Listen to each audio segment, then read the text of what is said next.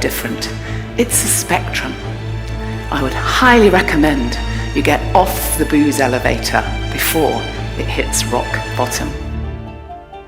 And I just continued to dig that hole deeper and deeper and deeper until one day I had that moment that you hear with people who are in recovery, that moment of clarity where I realized I just couldn't live this way any longer. My elevator had, gone down to the bottom floor, and I met my pain threshold. Back to this thesis around pain. Like I had reached a point where I could no longer tolerate the pain of my current situation, and the pain associated with the fear of change was eclipsed by the pain that I was feeling in that moment, and that's what motivated me to change. I went to a treatment center where I lived for 100 days, which is a pretty long time to be in a rehab center, and I did that because I knew if I didn't get this right, that my life was done, and so I took that opportunity seriously.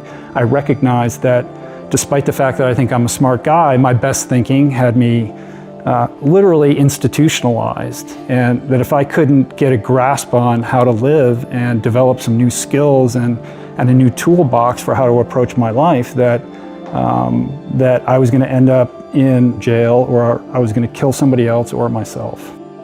Now we're about a year and a half later, and my life has turned around immeasurably. It's a wonderful thing, and I say to anybody watching or listening to this that it's that there is a lot of pressure on young people not to drink necessarily, but to find happiness through going out and getting mashed, and that's fun, and you have a good time, and good luck to you. But if it doesn't work for you, and if you keep waking up going, I don't seem to be having nearly as good time as most of my friends, then think about it. It doesn't have to be something you do, is all I'd say to people. And what's better isn't being straight and not making mistakes. It's like that's all prohibition in some sense. What's better is, no, you need an adventure, man. You need to get out there and have something to do and something worth waking up for. And that's the substitute for the addiction. Excessive drinking is considered 13 or more drinks a week. If you have 3 glasses of wine every night, which would be splitting a bottle of wine with your friend, your husband, whatever, you fall in that category. An alcoholic is defined as someone basically where they can't stop once they start. Often they'll drink until they pass out. Wow. Or they'll drink to where they become dysfunctional. They become the kind of person everyone goes, my God, you're slurring your words.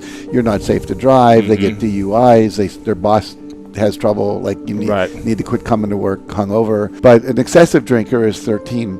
If you drink 6 drinks a week, if you're a woman, you have a 40% higher incidence of breast cancer. If you drink up to 10 drinks, it goes up to 70% higher chance of getting breast cancer. So just the health benefits.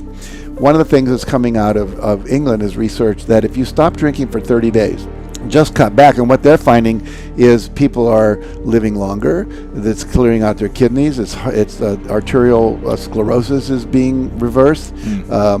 People are having all kinds of more energy. They're losing weight. Most of the things that we do that are addictions are to numb out our anxiety, to numb out our pain, to numb out the memories of trauma, to numb out our discomfort around being with people in a social situation, the fear that I won't have fun, I won't be interesting, I'm more relaxed, I'm more fun, and that's the big myth, is I won't have a fun life. There's something about my mom. She has a way of making it sound like a really bad idea. And I had a lot of aunts and uncles and second cousins and stuff that were all alcoholics, drug addicts. And watching them, I thought, ooh, that is not a good look. Some real white trashy stuff. Yeah. And so I was just like, no. And my mom was chiming in with, it's way bad, you don't want to do it, you don't want to end up like that. So she's in my ear making it sound really logical to not do it, and I'm watching people act a fool who are doing it. So I just thought, when I thought I was gonna have kids, I wanted to ask my mom, you were so good. Neither my sister or I ever got into trouble. We never did drugs, we never drank, no trouble, nothing. My sister to this day is the most straight and narrow person you will meet. So when you tried it, what was it like for you? Alcohol made me feel like I was suppressing the urge to dance on the table. It is awesome, and I love it the most. I just don't let myself do it because it's not congruent with wanting to live forever. There's just too many downsides, but that shit is fun. So like, I get how people get in trouble. Yeah. I just don't have an addictive personality. So for me, it was easy to be like, yeah, this is fun, but I can weigh it against the disadvantages, and there are way too many. Unlike a